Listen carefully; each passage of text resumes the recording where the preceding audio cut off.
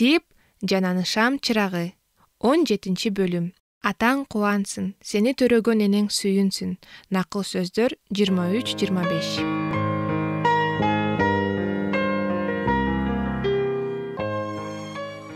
Гольбург мырза менен сүйлөшкөндөн кийин Мария ал мага эмне керек экенин каяктан билип алат болду экен деп аны ар бир сөзүн эстеп алып өзүнө өзү суроо берчү. Буга чейин Мария апасына жардам берүүгө милдеттүү экенин билген эмес. Эми болсо кемегенин жанына отуруп алып, эмнеден баштасам деп ойлонуп жатты. Апасы бүгүн кечке чейин иштейм деп кетти. Ошондуктан үйдөгү жумуштун баары, анан оорулуу атасын кароо да анын мойнунда эле. Ал көңүл коюп ашкананын ичин карады.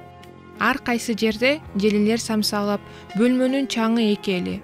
Отургучтардын үстүндө кийимдер чачылган, үйүлгөн киридиш, мештин жанында тоолтура күл, бурчта акыр чекир, шыпырынды, тамак аштын калдыктары, терезеге тагылган парда мына үзүлөйүн деп араң калган.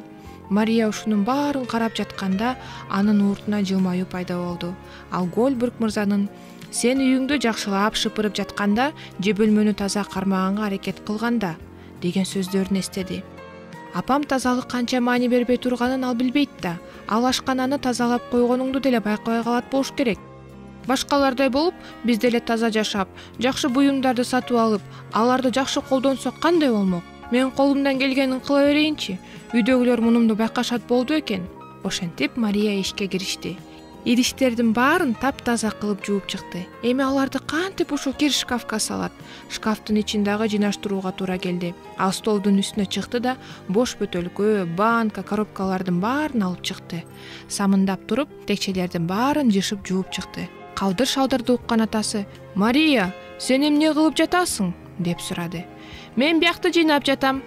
Атасы кызынын аракетине таң калды, бирок эч нерсе деген жок. Шкафты бүтүп, Мария мештин артындагы үйүлгөн акыр чекирге келди. Ошентип отуруп, ал иштин кызуусуна кирип, ашкананын ичин толугу менен жууп тазалап чыкты. Атасына сорпо жылытып бериш үчүн эле токтогону болбосо, кечке чейин ашкана менен алек болду. Бул күнү Тип Браун мырзанын сарайындагы отунун жыйнап бергенге бармак. Ал акысына грамматика китебин жана түшкү тамак алмак. Ал ушул китепке ээ болсом деп кышы бою эңсеген эле. Ошондуктан ал чын көңүлү менен иштеп жатты. Ошентип Мария үйдө жалгыз болгондуктан ашкананын өзү билгендей кылып жыйнаштырып жатты. Кеч киргенде ал баарын бүтүп калган.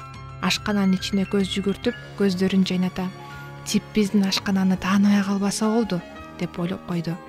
Жашыл парданы оңдоп туруп, жакшылап тагып, креслонун сыртын тыкаан кылып тигип туруп, кайра кийгизип койду. Мештин кырында жалтылдаган эки шам койгуч, ширеңкенин кутусунан башка ашыкча эч нерсе жок. Тактай да жылтылдайт. Ал тактайды ысык суу, самын, щетка менен милтирете жууп чыккан эле. Отургучтардагы самсаалаган кийимдердин баары жоголгон. Столдун үстүндө 3 кишиге ылайыкталган кашык, вилкалар коюлуп, меште чайнек кайнап турат. Сырттан бирөөнүн тез-тез басып келген дабышы угулуп, бирөө үстүндөгү карын күйүп жатты. Мария эшикти ачайын деп чуркап барды. Бул дом Минтурн экен. "Жакшысыңарбы?" деди ал. "Апам силерге сүт берип жиберди. Бүгүн аябай суук болуп жатат. Тип каякта? Ага айтып койчу, эртең коньки тепкени келсин." Ал дароо артына бурулду да чуркап кетти. Мария сүттү көрүп аябай кубанып кетти да, дароо Тип жакшы көргөн сүт кесмени жасоого киришти. Тамак бышырып болгон соң, апам келсе жылынсын деп чоң креслону отко жакын коюп койду. Ал атасы дагы ашкананы көрсүн деп анын бөлмөсүн ачып койду да, мештеги тамакты аралаштырып, апасы менен байкесин күтүп жатты. Акыры Леви айым да келди. Апасынын оор кадамдарын укканда Мариянын жүрөгү дүкүлдөп кетти. Апасы эмне дейт болду экен? Ал байкайт болду экен? Ал аябай чарчап үстүндөгү кийимдердин баары кар болуп келди. Ал адаттагыдай эле үй караңгы, от жагып электеп бушайман болуп келе жаткан.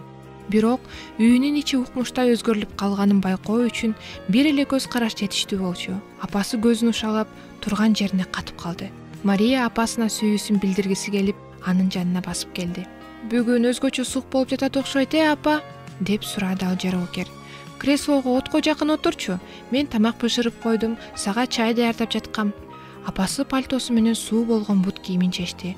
Креслого рахаттана отуруп, бутун оттуу көздөй сунду да ысык чайдан уртады. Ал ашкананын ичин дагы эле таң калып карап жатты. Коңшу бөлмөдөгү атасы биринчи болуп тынчтыкты бузду. "Сен жокто көп нерсе болуп кетиптирби үйдө?" Кандай дейсиң буга? Ооба, укмуштар болуп кетиптир. Эмне болуп кеткен деп өзүмө келе албай жатам. Апасынын сөзүн уккан Мария кубанып, кызара түшүп мындай деп ойлоду. Гольбург мырза туура айткан экен. Мен чынында эле Исага жаккан иш кылдым көрүнөт. Ушул учурда Типтин кыңылдаган үнү угулуп, ал бөлмөгө учуп кирип келди. Бул жолу эч шектенбей эле койсо болот. Тип тим эле аңырайып эле калды. Ах, Мария, сен азамат турбайсыңбы? Бул чын эле биздин ашканабы? Так эле Том мен тордундукундай болуп калган го. Ушул кечте бул үй бүлөдө кандайдыр бир сырлуу, жакшы нерсе өкүм сүрүп турду. Леви айым күндөгүсүндөй ачууланып сүйлөгөн да жок, Мариянын көңүлүндөгүсүн тапканга аракет кылып жатты. Тип дасторконго Браундукунан беришкен алмаларды койду. Ошондуктан кечки тамакта абдан сонун болду. Бул үй бүлө дагы тынчтык менен жакшылыктын жаңы уюлуна киришкендей болду. Баардыгы өздөрүн бактылуу сезип, жандарына тынчтык табышкандай. Баардыгы Типтин жаңы китебине кызыгып жатышты. Айрыкча китепти Мария кызыгып карап жатты. Бир маалда Типке мындай жакшы ой келе калды. «Мария!» деп кыйкырып жиберди ал. «Каалайсыңбы мен сага грамматика сабагын өтүп турайын?» «Каалайм!» деп жооп берди Мария. Ошентип эки бир тууган ошол эле күнү ишке киришти. Апасына жардам бериш керек болгондуктан мектепке бара албаган Мариянын билим алуусу ушундайча башталды. Убакыт тез эле өтүп кетти. Саат 9 болгондо Тип өзүнүн бөлмөсүнө кетти. Атасы тынч уктап калган эле. Мария болсо уктагысы келген жок. Анткени ага өзүнүн жаңы досу тууралуу апасына айтып берүүгө ыңгайлуу шарт түзүлгөндөй сезилди. Бирок Мария эмнеден баштаарын билбей, апам биринчи сөз баштаса экен деп күтүп жатты. Чын эле анын каалоосу аткарылды. «Мария», деди Леви айым, «сен эмне үчүн үйдү жыйнайын деп чечтиң?» «Сени кубанып калсын деп эле», деп жооп берди Мария. Мындай жоопту күтпөгөн апасы бир топко унчукпай калды да анан мындай деп сурады. «Сен эмне үчүн мени кубанып калсын дедиң?» Мария Иса жөнүндө айтууга убакыт келип жеткенин түшүндү да: «Апа, мен Исага жаккым келди», деди калтыраган үнү менен. «Гольбург мырза эгер мен сага жардам берсем, Иса мага ыраазы болоорун айткан». Леви айым бетин басып ыйлап жиберди. Анын денеси титиреп жатты. Мария чочуп кетти. Ал креслонун жанына тизилеп отура калып, апасынын тизесине башын жөлөдү. Ал өзүнө мурун бейтааныш болгон кандайдыр бир нерсени эңсеп кетти. Бул эне Мерим эле. Ал апасын кучактап өпкүсү келсе да, буга азырынча батын алган жок.